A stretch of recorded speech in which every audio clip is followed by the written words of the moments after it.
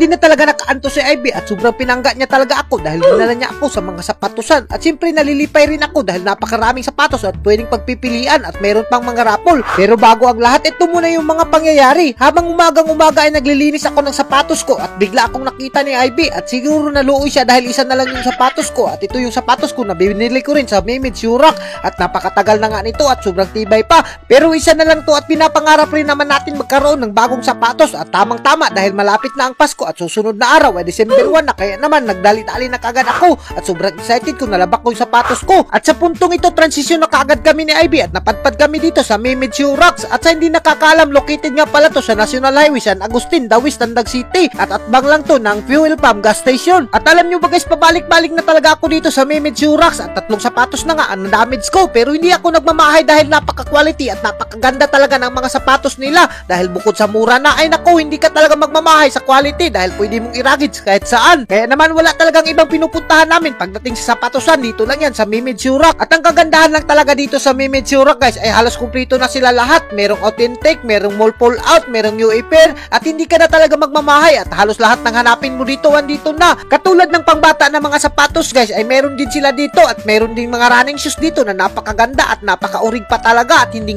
ka magmamahay. At kung gusto mo naman ng sapatos na pangporma ay nako, dito ka sobrang malilibog ka sa sobrang dami ng sapatos na pangporma at talagang gusto ko nang bilihin to lahat kapag ako'y napungot. At ito talaga yung isa sa mga weakness ko guys kapag nakapasok ako dito sa mga magagandang sapatos dahil gusto ko nang bilhin lahat at nanghihina talaga ako dahil yung pera ko ay kulang pa. Pero nako, kapag nakapunta ka dito ay hindi ka magmamahay dahil hindi lang sapatos yung tinitinda nila. Meron din silang mga sombrero dito na napakaganda rin naman talaga at pwedeng pangporma at meron din silang mga quality na mga t-shirt dito na sobrang gaganda. Kaya naman gusto ko na talaga itong bilhin lahat. Pagka nagkapira ako talagang uubusin ko to. At meron din pala silang mga sinilas dito. Hindi ko alam guys kung ako lang ba yung naglilibog kapag pumasok na dito sa mga ganitong tindahan. Sino ba namang hindi maglilibog sa sobrang gaganda ng mga sapatos nila at napakaganda pa ng quality. At talagang hindi ko alam kung ano yung pipiliin ko dito. Sobrang napakalisod talaga to kapag tungop-tungop lang yung kwarta natin. Mabuti na lang guys kahit tungop lang yung kwarta natin at naka-discount pa rin tayo dahil hindi ko alam, big sale pala sila ngayon.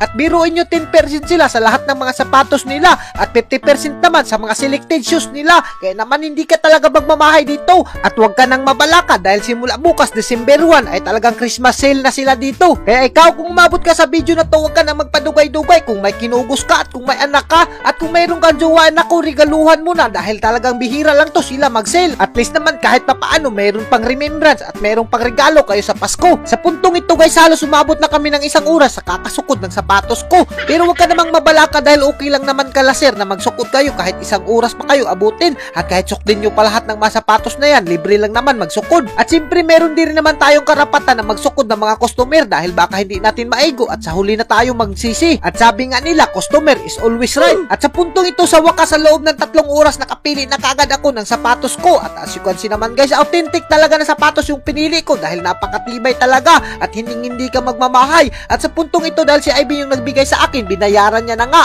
At kung nakikita nyo naman guys, talagang sobrang nalilipay si Ivy. At hindi lang si Ivy yung nalilipay, pati ako rin nalilipay dahil may bago na akong sapatos dito. At sa puntong ito, bigla akong nakurat at hindi ko inaasahan yung pangyayari na meron pala silang mga rolita dito at meron silang mga parapol. At sa mga hindi nakakaalam nga pala guys, kapag bumili kayo dito worth of 3,500 ay makakarolita kayo at napakaraming pwede nyong papanalunan dito. At hindi talaga ako nagmamahay guys na dito ako sa Mimid Shurak bumili dahil napakaganda ng mga pakulo nila. Biruin nyo saan kayo makakakita ng mga tindahan na mayroong mga pakulo ng mga ganito. Naku, napakaganda naman talaga dito. Kaya naman huwag ka nang magpagadugay-dugay pa. At hanggang dito na lang kami. At kung giganahan ka sa mga video namin, huwag mo nang kalimutan i-like and i-share at i-follow yung page namin. Baka isa ka sa mabigyan namin ng magagandang mga sapatos. Kaya naman hanggang dito na lang kami. Thank you and God bless you all. Mabuhay kayong lahat yan mga idol hanggat gusto nyo.